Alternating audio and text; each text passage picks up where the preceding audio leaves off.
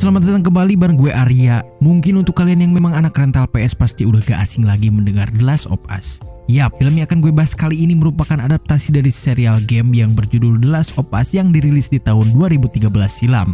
Sama seperti versi gamenya, film ini juga secara garis besar menceritakan tentang kehidupan manusia yang hancur setelah adanya virus yang berbahaya. Virus ini telah menyebar dan menginfeksi korbannya. Efeknya, para korban yang terinfeksi pun akan berperilaku agresif. Serial ini pun menceritakan tentang kisah Joel yang diperankan oleh Pedro Pascal, seorang penyeludup yang bertugas untuk mengawal Ellie yang diperankan oleh Bella Ramsey untuk melintasi Amerika Serikat pasca apokaliptik.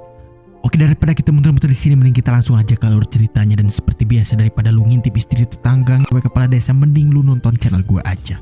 Dan seperti biasa, selamat menyaksikan.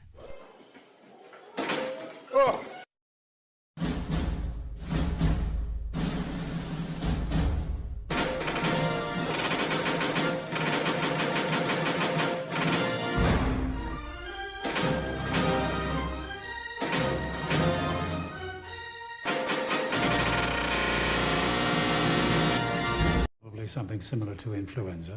Because of air travel. Film ini diawali dengan sebuah acara talk show dengan narasumber seorang dokter dan juga ilmuwan yang berlatar di tahun 1968. Di mana tema yang mereka bahas adalah tentang penyakit-penyakit dan juga virus yang sempat menjadi pandemik sepanjang hidup umat manusia. Namun untungnya dengan kemajuan ilmu di bidang kedokteran, manusia selalu punya cara untuk menghadapinya dan selalu menang menghadapinya. Namun menurut sang ilmuwan ada satu hal yang menjadi kekhawatiran dirinya dan juga ilmuwan lain di bidang kedokteran, yakni jamur. Di mana jamur pernah ditemukan hidup di dalam seekor semut. Yang lama-kelamaan jamur tersebut sedikit demi sedikit mengambil alih otak dan mengendalikan semut itu. Dan apa jadinya jika jamur tersebut bisa menginfeksi manusia? Namun sang dokter pun langsung menyanggah ucapan si ilmuwan. Ia mengatakan bahwa jamur seperti itu tidak mungkin bisa menginfeksi manusia, karena perbedaan anatomi tubuh antara serangga dan juga manusia. Akan tetapi si ilmuwan pun berkata bahwa jamur selalu menyesuaikan dan bisa berkembang sesuai suhu dan keadaan sekitar. Dan apa jadinya jika suatu saat bumi mengalami pemanasan global dan jamur itu menjangkit manusia dengan penyebaran yang begitu cepat? We lose.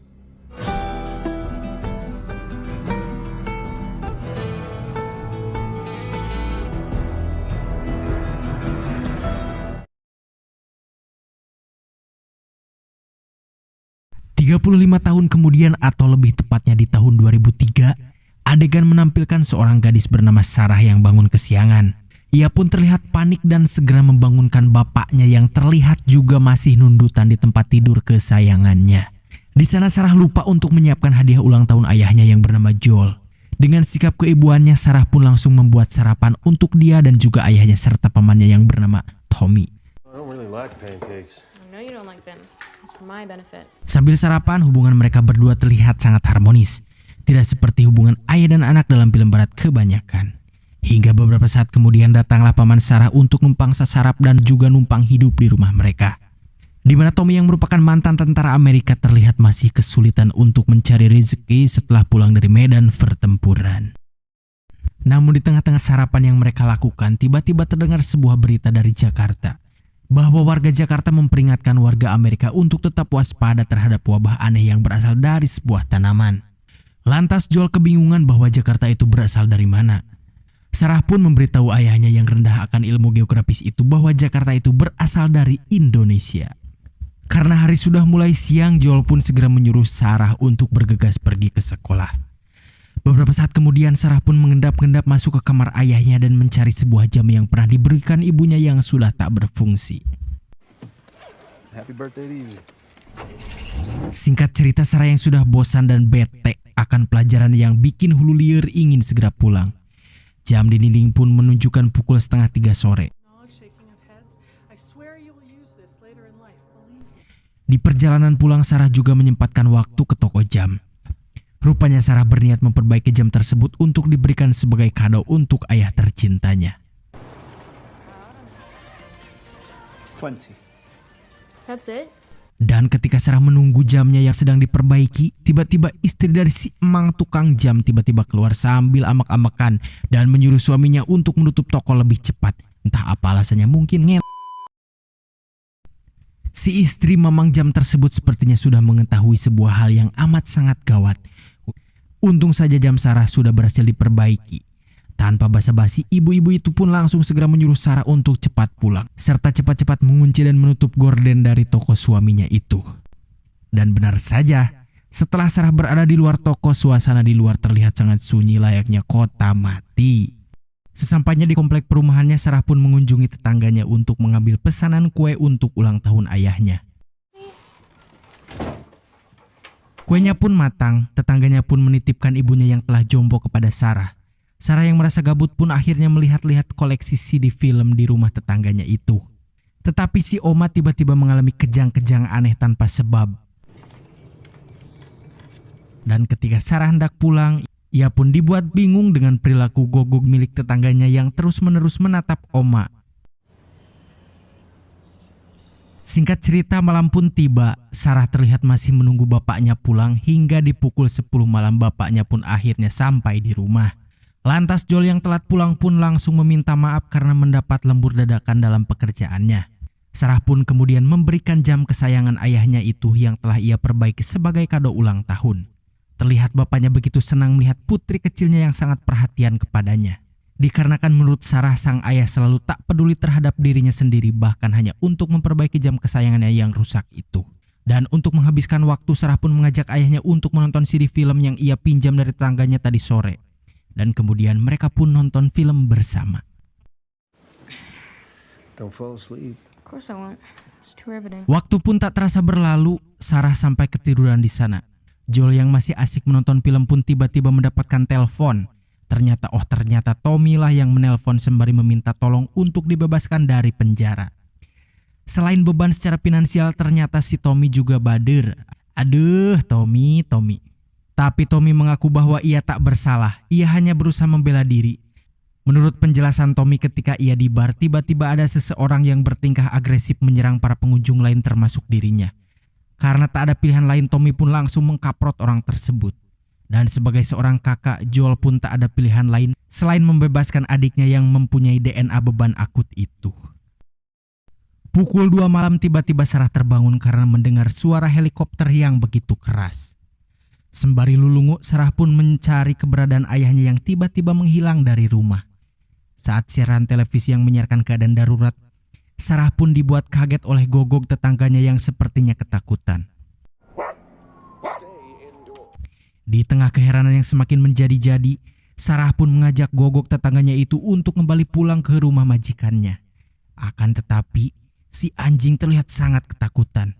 Bahkan kemudian kikirik itu ngabret secepat-cepatnya. Mercy!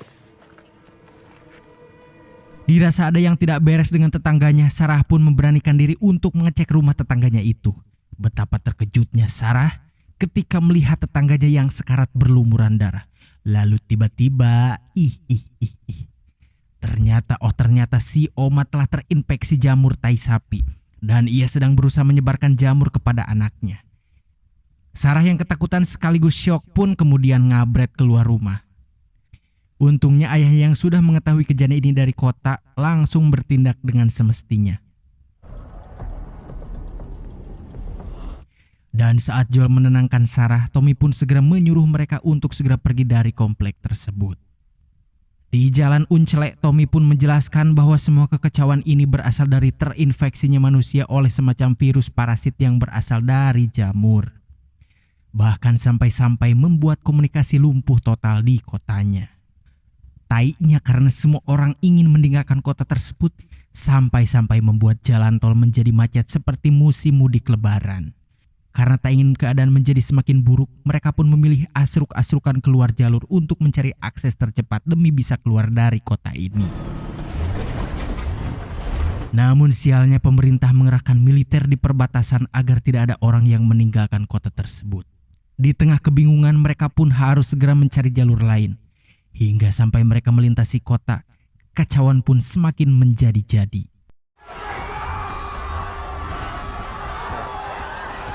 Singkat cerita, setelah mengalami berbagai kekacauan serta terhantam oleh puing pesawat, Joel dan Tommy pun yang tersadar langsung segera membangunkan Sarah yang saat itu sedang terluka. Di tengah semua warga yang sudah menjadi zombie, Joel pun segera berusaha mengeluarkan Sarah dari dalam mobil. Tapi tiba-tiba, akibatnya Tommy dan Joel pun harus terpisah. I'll find a way. Get her out of here, Joe. Go. Tommy pun menyuruh Joel untuk mencari jalan alternatif lain. Joel pun harus menggendong putrinya yang terluka itu. Tapi di saat Joel tengah berjalan, ia dikagetkan dengan salah satu warga yang terinfeksi sedang menularkan infeksi jamur melalui mulutnya. Untung saja sebuah tembakan bisa menyelamatkan Joel. Ternyata peluru tersebut berasal dari anggota militer yang sedang mengamankan daerah tersebut. Sir. Lantas anggota militer ini pun langsung melaporkan ke pusat bahwa ada warga yang selamat di sana. Tetapi bukannya ditolong, atasannya pun malah menyuruh untuk melenyapkan Joel dan juga Sarah. Sungguh tak terduga. Ternyata pihak militer tidak ingin mengambil resiko dengan semua warga yang berada di kota ini. Si tentara itu pun juga meminta maaf atas tindakan selanjutnya kepada Joel dan juga Sarah. Untung saja Uncle Tommy datang pada waktu yang tepat. Namun betapa syoknya Joel saat mengetahui bahwa Sarah terkena tembakan yang sangat parah. I know. I know it hurts.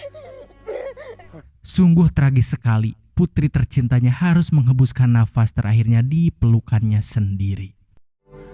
Come on, baby girl. Come on, baby girl. I gotta get you up. Come on.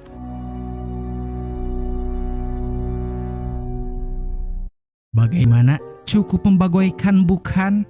Tenang, gue bakalan lanjutin secepatnya ya. Episode pertama ini gue menjadi 2 bagian karena editor gue takut coplok tangannya kalau kepanjangan. Nah, untuk bagian keduanya gue bakalan up secepatnya kalau ada wifi tetangga yang nyala ya. Tapi untuk episode 2 sampai seterusnya gue bakal up seminggu sekali karena memang series ini rilisnya 1 minggu sekali di HBO. Oke, selamat bermalam Jumat, gue Arya, sampai berjumpa kembali.